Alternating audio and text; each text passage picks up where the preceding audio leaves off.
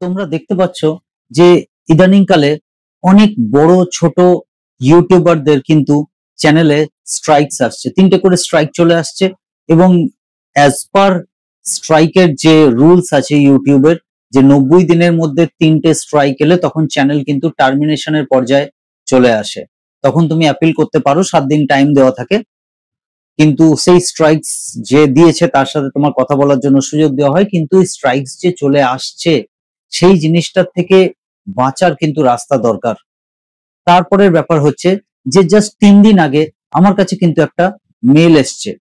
সেই মেলে একজন লিখছেন যে ওনার চ্যানেল কিন্তু ডিলিট হয়ে গেছে। উনি চ্যানেলের লিঙ্কও দিয়েছেন, লিঙ্ক থেকেও দেখা যাচ্ছে, তোমরা দেখতে পারবে, আমি স্ক্রিনটা কিন্তু শেয়ার করে দিয়েছি, যে ওনার চ্যানেলটা কিন্তু ডিলিট হয়ে গেছে। এবার ডেফিনেটলি বোঝার তো উপায় নেই যে ওই চ্যানেলটা যে ডিলিট হয়ে গেছে সেটা কি কারণে ডিলিট হয়েছে, কেমন চ্যানেল ছিল, সেটা তো আমি ওই লিঙ্ক থেকে এখন দেখতে পাচ্ছি না। কিন্তু সব থেকে বড় ব্যাপার হচ্ছে যে এইখানে কিন্তু দুটো জিনিস আসছে।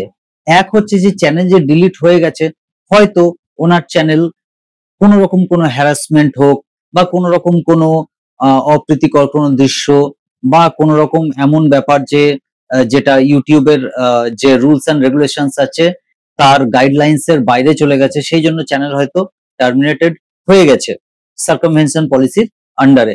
কিন্তু আরো একটা ব্যাপার আছে, সেটা হচ্ছে হ্যাকিং। এরকম উল্টোপাল্টা মেল, এরকম ধরনের বিদেশ থেকে আসা মেল বা কোনো অন্যরকম কোনো মেল আইডি, gmail.com বাদ দিয়ে অন্যরকম কোনো মেল আইডি থেকে আসা মেলও কিন্তু হানিকারক হতে পারে চ্যানেলের জন্য।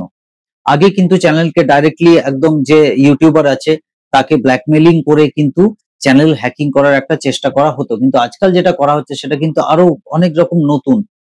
আজকাল যেটা করা হচ্ছে সেটা হচ্ছে যে চ্যানেলে কিন্তু ডাইরেক্টলি একটা মেল পাঠানো হচ্ছে যে তোমার চ্যানেলে স্ট্রাইক এসে গেছে, বা তোমার চ্যানেলে এমন তুমি মিউজিক ইউজ করেছো যে মিউজিকটা আমার কাছে আছে, যে মিউজিকটা আমার সত্ত্বের আন্ডারে পড়ে, আমি কিন্তু তোমাকে স্ট্রাইক দিয়ে দেবো, কিন্তু তোমার চ্যানেল ডিলিট হয়ে যাবে। তুমি যদি বাঁচতে চাও তাহলে তুমি এরকম কিছু পে করো, এরকম কিছু পে করো, এরকম একটা পেমেন্টের ব্যাপার এরকম কিছু চলে আসছে। তো সেই জিনিসগুলো থেকে কিন্তু আমাদেরকে অনেক সাবধান থাকতে হবে। উল্টো পাল্টা কোনো মেল বা স্প্যাম ফোল্ডারে আসা মেলকে অ্যাক্সেস করার একদমই দরকার নেই। আমাকে তো জিমেল বাঁচাচ্ছে যে স্প্যাম ফোল্ডারে আমাদের ক্ষতিকারক মেলগুলো এসে জমা হয়ে থাকে, ওটা আমার দেখার দরকার নেই, জাস্ট ডিলিট করে দাও, কিছুই দেখার দরকার নেই। এমনকি যদি ইনবক্সের মধ্যে কোনো উল্টোপাল্টা মেল আইডি থেকে মেল আসে, সেই মেলটাও কিন্তু দেখার দরকার নেই। হতে পারে আমার কাছে যে মেলটা এসছে, যেটা তোমরা স্ক্রিনশট দেখলে, সেই মেল আইডি ধারকের বা সেই ইউটিউবারের হয়তো চ্যানেলটা সত্যিই সার্কামভেনশন পলিসির আন্ডারে ডিলিট হয়ে গেছে।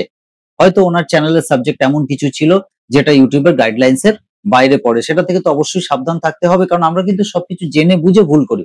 আমরা জানি কিন্তু সার্কামভেনশন পলিসি নিয়ে এত লাখো লাখো ভিডিও তৈরি হয়েছে, আমি নিজে তোমাদেরকে সার্কামভেনশন পলিসি বুঝিয়ে দিয়েছি। তারপরেও যদি তোমরা ভুল করো, ভুল পথে ভিডিও তৈরি করো, তাহলে কিন্তু তোমাদের চ্যানেলে স্ট্রাইক এসে যাওয়াটা খুব স্বাভাবিক ব্যাপার। তো যাই হোক, মেন কথা হচ্ছে যে উল্টোপাল্টা মেল আইডি থেকে সাবধান থাকো, আর নিজের চ্যানেলকে হ্যাকিং থেকে বাঁচানোর জন্য কিন্তু চ্যানেলকে সিকিউরড রাখো। মেল আইডির ফোন নাম্বার থেকে আরম্ভ করে পাসওয়ার্ডটাকে টাইম টু টাইম তোমরা পরিবর্তন করতে থাকো, ঠিক আছে? কারণ হচ্ছে সমস্ত রকম পাসওয়ার্ড, তার ফিঙ্গার স্ক্রিপ্ট সবকিছুই কিন্তু আজকাল লোড হয়ে যায়। কিছুদিন আগে হয়তো তোমরা দেখে থাকবে যে গুগলের কর্মকর্তাকেও পর্যন্ত কিন্তু আমেরিকান কংগ্রেসে কিন্তু এরকম ধরনের প্রচুর কোশ্চেন করা হয়েছিল। ফেসবুকের সিইও কে ডেকেও কিন্তু একই ধরনের প্রশ্ন কিন্তু করা হয়েছিল, যেগুলো সবই সিকিউরিটি রিলেটেড ছিল। তার মানে ওয়েব ব্যাপারটার মধ্যে সিকিউরিটির কমতি কিন্তু আজও আছে এবং ভবিষ্যতেও থাকবে।